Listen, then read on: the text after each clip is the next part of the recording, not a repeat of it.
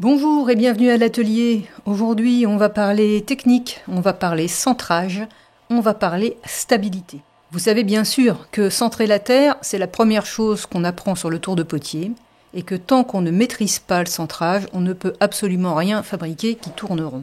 Or, ce centrage, ça n'a rien d'évident. Ça a l'air facile quand on regarde faire quelqu'un, mais quand on s'y colle, quand on essaye, on se rend compte que ça n'est pas du tout immédiat.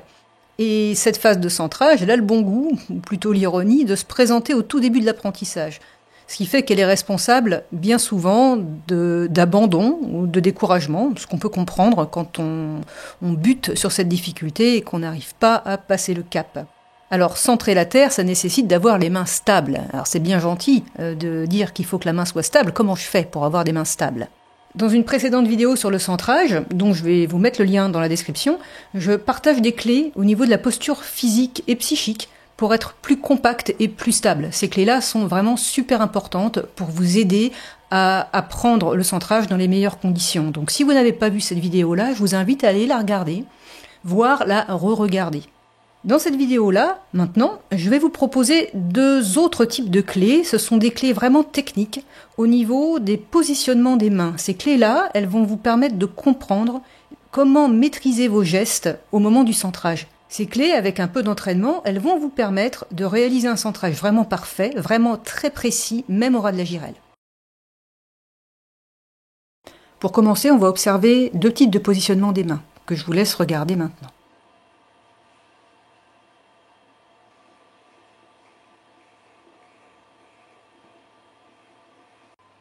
Alors dans le premier cas, on voit que les mains sont en miroir, elles sont symétriques par rapport à un plan vertical qui passe par l'axe de rotation de la pièce. Elles exercent des forces qui sont égales et opposées. Alors ces forces, elles sont dirigées vers le centre de la pièce et aussi vers le bas. En fait, cette position-là, elle est pertinente pour assurer le collage de la motte sur la girelle quand c'est nécessaire. Là, il se trouve que sur un rondeau, c'est pas vraiment nécessaire, mais ça peut être utile. Par contre, ce geste-là, il n'est pas vraiment pertinent pour centrer. La raison, c'est que la surface de contact ici entre les mains et la motte de terre est vraiment importante. Elle se fait sur toute la surface des deux paumes et sur toute la hauteur de la motte. On voit quand les mains s'enlèvent, la forme qui a été obtenue, c'est une espèce de cône.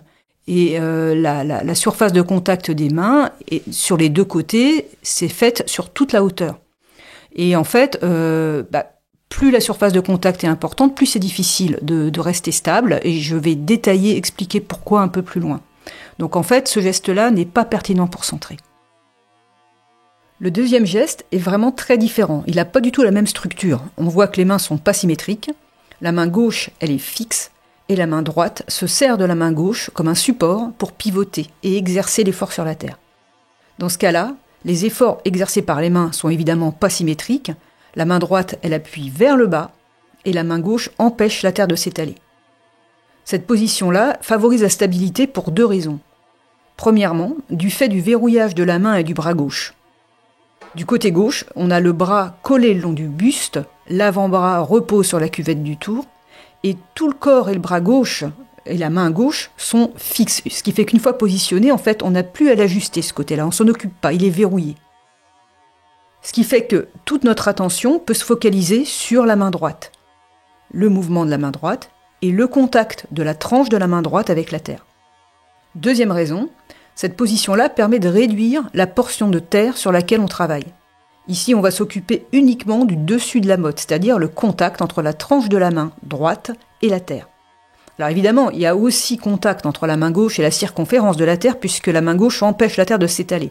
Mais ça, en fait, on s'en occupe pas. Et même si ça bouge encore, si la main gauche a tendance à bouger un petit peu latéralement, c'est pas vraiment grave, parce que ça va pas empêcher la main droite d'agir en pivot avec stabilité et d'écraser la terre vers le bas. Et encore une fois, toute l'attention est focalisée sur cette tranche de la main droite et la qualité de la surface qu'elle est en train de générer. Pour centrer la terre, tous les gestes vont être selon cette structure-là, une main en repère et une main qui pivote. Même si dans certains cas, la main repère, la main gauche dans mon cas à moi, devra elle aussi se déplacer, notamment verticalement lors de la montée et la descente de terre. Alors j'en profite pour faire une petite remarque, il est très possible que vous soyez plus confortable en mettant la main droite en repère et la main gauche en pivot. C'est vraiment une question de préférence personnelle, il faut essayer les deux et voir ce qui vous est le plus confortable. Pour bien comprendre pourquoi travailler une petite surface à la fois favorise la stabilité, on va observer deux séquences. Sur celle-ci, on voit les mains en position repère et pivot. La main gauche est le repère, la main droite travaille en pince entre le pouce et l'ensemble majeur-index. Ici, la main gauche ne travaille pas, elle se contente d'être stable, elle touche la terre, mais elle n'applique pas de force dessus. La zone qui travaille se situe sous la pulpe de l'index et du majeur de la main droite. On voit d'ailleurs nettement les deux petites gorges que ça forme. Plus la surface de travail est petite, plus la déformation est facile. C'est assez simple à comprendre. Pour marcher sur la neige, par exemple, on met des raquettes. C'est parce qu'avec elles, la surface d'appui étant plus grande, à poids égal, on va s'enfoncer moins. C'est exactement pareil pour le centrage, sauf qu'on veut le contraire, on veut s'enfoncer facilement, donc il faut minimiser la surface de contact. Et plus elle va être petite, moins l'effort nécessaire pour déformer la terre va être important. Donc on sera stable beaucoup plus facilement. Alors ce qu'il faut comprendre, c'est que le centrage, il se fait par déformation de la surface de la motte. Donc on va faire en sorte de modifier cette surface-là le plus facilement possible. Donc en agissant petite zone par petite zone avec le bout d'un doigt. Parce que là, on va travailler la terre avec très peu d'effort, donc obtenir, encore une fois, une stabilité beaucoup plus facilement. Sur cette séquence-là, on voit l'illustration de ce principe. Là, il y a un seul doigt qui travaille, c'est le majeur de la main droite. Le pivot, on voit qu'il est assuré par le pouce, qui est toujours en contact avec la main gauche, posée en repère. Au passage, je reprécise une chose, ou je la précise tout court, je ne sais plus, les deux mains sont toujours en contact. Il faut que la main droite touche la main gauche, parce que c'est comme ça qu'elle va sentir l'immobilité et utiliser le repère. Autrement, elle n'a pas de repère, donc elle va avoir tendance à se promener n'importe comment.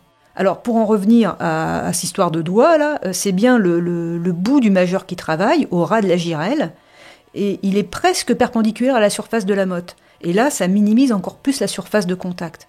Alors, ce centrage au ras de la girelle, en fait, il est pas évident. Si on compte sur la main gauche, sur la paume de la main gauche pour centrer au ras de la girelle, ça va pas marcher. Il faut utiliser ce doigt-là pour mettre une toute petite surface de contact, focaliser toute votre attention sur ce doigt, et seulement sur ce doigt. La main gauche, elle est verrouillée, la main droite, elle est en pivot. Le seul endroit où il y a un contact qui travaille sur la terre, c'est le bout du majeur droit. Donc vous n'avez que ça à penser, stabiliser votre majeur droit. Et comme l'effort de la terre sur ce majeur droit, il est faible, parce que la surface de contact est petite, eh bien vous n'aurez pas de difficulté ou peu de difficulté à imposer une position fixe à ce doigt, à ce qu'il soit parfaitement stable et donc qu'il centre la terre au niveau de ce contact. Alors il me semble important à ce stade de faire un zoom sur cette main gauche qui sert d'appui à la main droite. En fait, cette main-là, elle n'est pas verrouillée dans n'importe quelle position. Pour être efficace et pour que sa stabilité soit plus facile à maintenir, il faut que l'axe de l'avant-bras coupe l'axe de rotation de la terre. Dans cette position, c'est le bas de la paume de la main gauche qui va empêcher la terre de s'étaler. Et comme la terre, en s'étalant, va pousser pile dans l'axe de l'avant-bras, la terre ne pourra pas mécaniquement déstabiliser cet avant-bras, pourvu que la surface de la motte soit bien glissante, pourvu qu'il n'y ait pas de frottement, pas beaucoup de frottement. Donc, pour résumer la mise en position de cette main qui sert de repère, la main gauche pour moi, collez le coude sur votre buste, appuyez l'avant-bras sur la cuvette, de manière à ce que son axe passe par l'axe central de la girelle, et puis vous verrouillez tout ça. Ensuite, vous pouvez travailler avec l'autre main en vous servant de cette main gauche comme repère. Alors, résumons, la première clé super importante, super précieuse, c'est de travailler avec des mains pas en position miroir, pas en position symétrique, mais une main repère et une main qui pivote. Ici, la main repère, c'est la main gauche. Le positionnement de la main est tel que l'axe de l'avant-bras coupe l'axe de rotation de la pièce. Et cet axe de l'avant-bras va couper l'axe de rotation de la pièce, même quand on fait la montée de terre et la descente de terre. En fait, pour être vraiment précis sur l'explication du positionnement de cet avant-bras, considérez le plan vertical qui passe par l'axe de rotation de la pièce. Le bras gauche, quand il monte et qui descend pour accompagner la montée de terre et la descente de terre, son axe va toujours rester dans ce plan vertical. Et à partir du moment où le bras pivote sur le point de contact de la cuvette de manière à ce que l'axe reste dans ce plan, alors la terre qui pousse radialement dans ce plan-là n'aura pas du tout tendance à déstabiliser le bras gauche pourvu qu'il y ait suffisamment d'eau et donc peu de frottement. Donc dans ces conditions-là, votre bras gauche va être super stable et il va aider au centrage de façon automatique sans que vous ayez à y penser. L'autre point à préciser par rapport à cette première clé, donc du positionnement des mains avec une main en repère et l'autre main en pivot, c'est que les deux mains doivent toujours être en contact. La main droite, pour pouvoir se stabiliser et travailler efficacement, doit avoir un contact, par exemple le pouce, comme c'est le cas ici, avec la main gauche. La deuxième clé, c'est de travailler une petite surface à la fois. Donc une fois que vos mains sont en position, que la main gauche est verrouillée, vous focalisez toute votre attention sur le bout des doigts, là par exemple à l'image, le majeur et l'index, qui travaillent la terre, qui travaillent la surface de la terre. Et plus cette surface est petite, plus ce sera facile. Donc à l'extrême, ne mettez qu'un seul doigt et focalisez toute votre attention sur le bout de ce doigt qui doit rester stable. Et comme l'effort sera faible sur le doigt, ce sera beaucoup plus facile de le maintenir immobile, donc de centrer la terre en déformant sa surface. Voilà, c'est terminé pour cette vidéo. J'espère que ces clés vont vous éclairer, que vous allez pouvoir vous entraîner en utilisant ces principes et progresser pour réussir à centrer votre terre parfaitement. Je vous souhaite plein de belles choses avec le tour et je vous dis à bientôt. Salut!